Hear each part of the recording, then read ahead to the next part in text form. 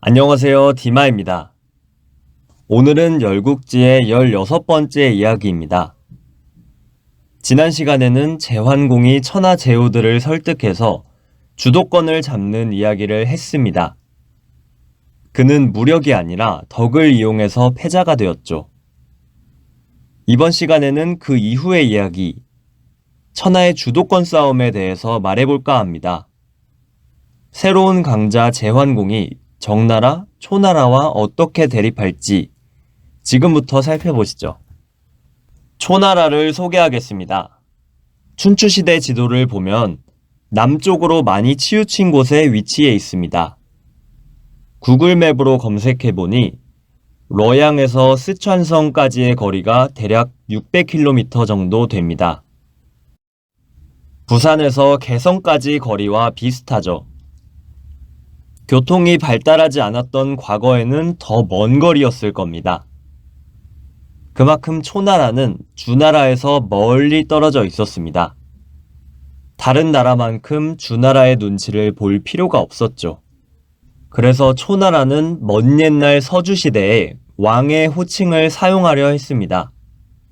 하지만 주나라가 강하던 시대였기에 결국 포기하고 말았습니다. 열국지의 배경이 되는 춘추전국 시대는 동주시대입니다. 주나라는 이미 약해지고 있었던 시대였죠. 초나라는 그 틈을 이용해 다시 왕의 호칭을 사용하려 합니다. 웅통이라는 자가 초나라 일대의 나라들을 규합하고 왕으로 즉위하여 초나라 무왕이 됩니다. 이때 이후로 초나라는 멸망할 때까지 왕호를 사용합니다. 제나라는 주도권을 잡기 위해 반드시 초나라를 꺾어야 했습니다.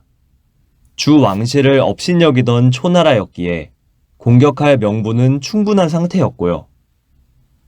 제환공은 초나라와 대립하기 전에 먼저 정나라를 자기 편으로 만들려 했습니다.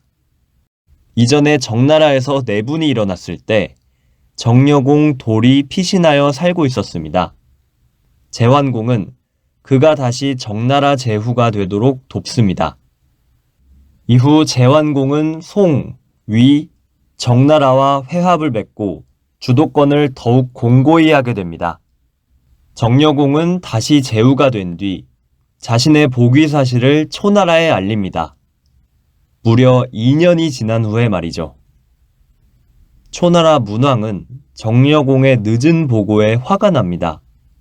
이에 정나라를 공격하여 사과를 받아냅니다.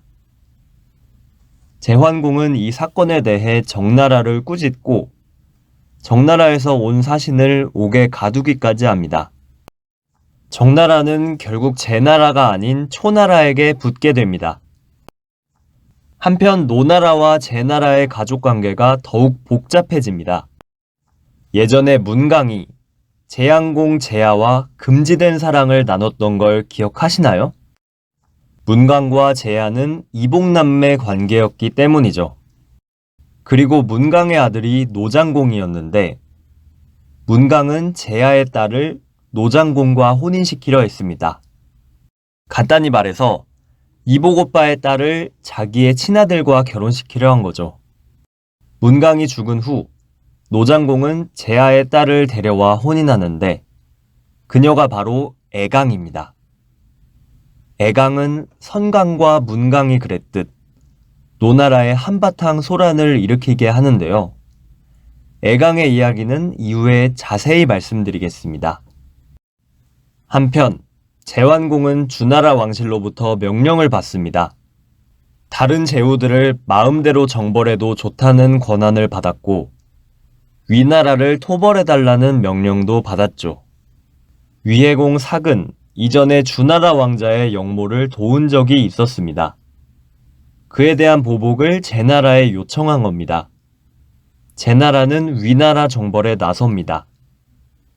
당시 위해공 삭은 죽었고 그의 아들인 위의공이 제후로 있었죠. 위의공은 군사를 내 싸웠지만 제나라를 이기지 못했습니다. 결국 위나라는 제나라에 굴복하고 위의공의 여동생 위희는 제환공의 첩이 됩니다. 제환공은 이렇듯 제후들을 압박하여 국력을 점차 키웠습니다. 제나라가 중국 동쪽에서 기세를 떨치는 동안 서쪽에서는 진나라에서 변화가 시작되고 있었는데요. 다음 시간에는 진나라에서 일어난 일들에 대해 말씀드리겠습니다. 아직까지는 열국지에 등장하지 않았지만 앞으로 엄청난 활약을 보여줄 진나라의 이야기 기대해 주세요. 오늘 영상은 여기서 마치겠습니다. 오늘도 봐주셔서 감사합니다.